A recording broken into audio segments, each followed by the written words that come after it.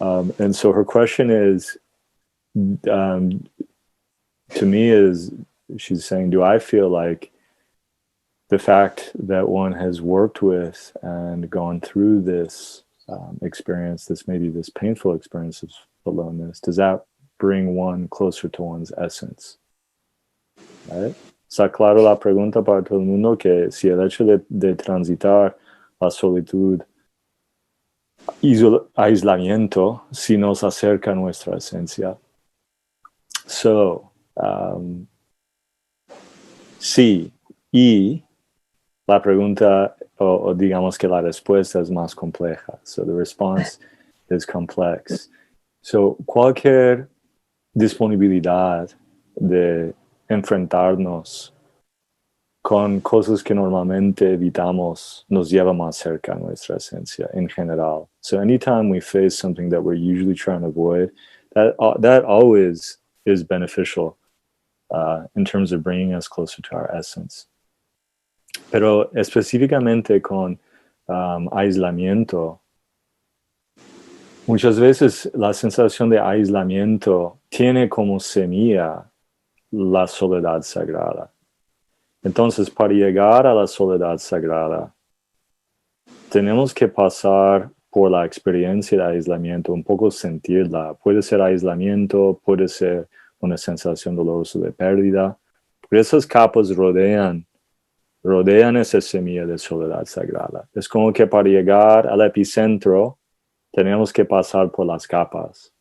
So in other words, in order to get to the epicenter, which is where sacred solitude lives, we often have to pass through the more of loneliness, right? So whatever is attached to that, whether it's feelings of loss or feelings of alienation, oftentimes it all gets coupled together. Muchas veces todo es un pack juntos y no somos capaces de cómo separar.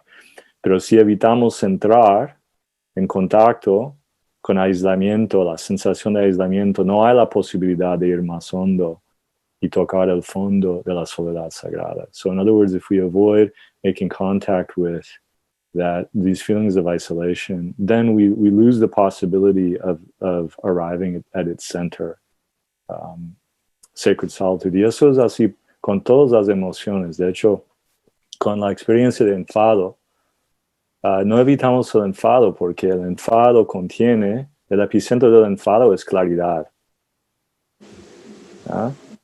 Entonces, si descartamos el enfado, no hay la posibilidad de transformarlo y llegar a la experiencia esencial de enfado, que es claridad.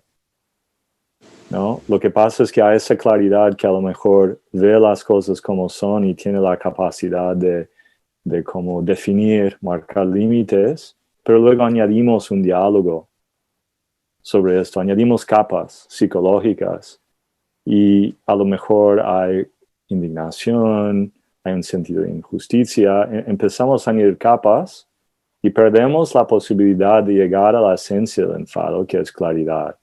So for example, with anger, the same thing happens. So the essence of anger is clarity. But what do? We start to add layers to that. So for example, we'll add a layer of self-righteousness, a layer of victimization, of having been wronged. And it takes us further and further away from the epicenter of the emotion. Entonces la manera de llegar, y eso también con la experiencia de pasión, de fuerte deseo, la esencia de fuerte deseo es ¿okay? O sea, si permitimos el deseo que surge en nuestro cuerpo y quitamos todo lo que proyectamos en el deseo, eso se convierte en éxtasis espiritual, right? So the same thing goes for desire. If we just open to the desire completely and unconditionally without adding layers of and projections onto it, we open up to the possibility of experiencing spiritual ecstasy. Es por eso que no reprimimos nunca las emociones.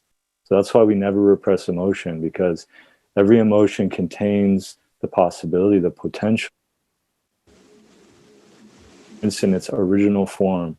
Cada emoción tiene la posibilidad de ser experimentada en su forma original. ¿Sí?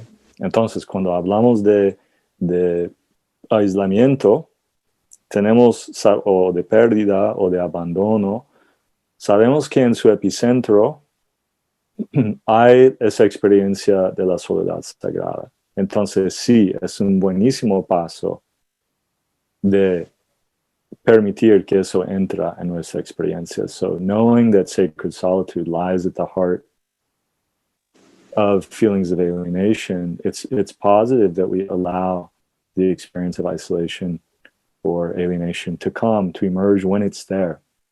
Y lo clave aquí es que no tenemos que buscarlo, es simplemente cuando surge en nosotros que hay una disponibilidad de girar hacia. So we don't even have to look for it. There's just this feeling that, or there's a kind of a willingness that when it comes up in our experience, we're willing to turn towards it, willing to move towards it. ¿Está bien?